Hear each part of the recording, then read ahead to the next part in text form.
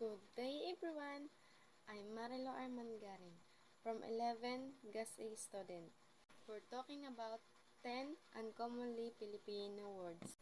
I will discuss the 10 uncommonly words and I will say the definition and example of each words.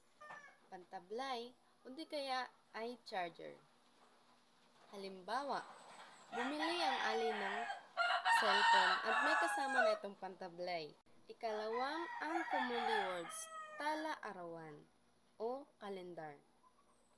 Halimbawa, sa tala-arawan natin makikita kung anong petsa o buwan na ngayon.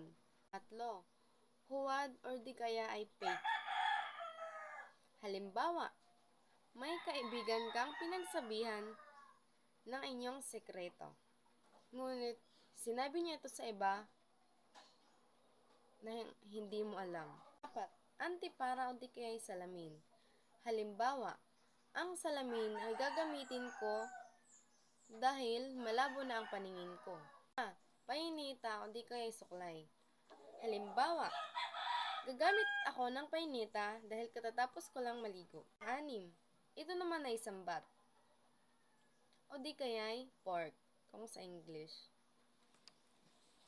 Halimbawa, ang sambat ay ginagamit kapag tayo ay kumakain o nagsasalo-salo.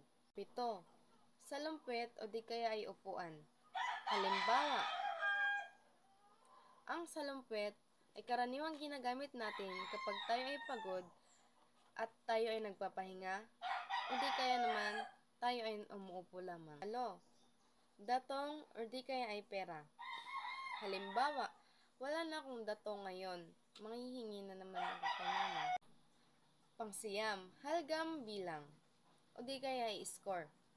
Halimbawa, ang halgam bilang ko sa pagsusulit ay mababa lamang, kaya ako ay bagsak.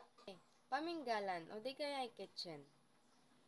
Halimbawa, sa paminggalan natin nilalagay ang ating binibiling mga gulay at iba pa.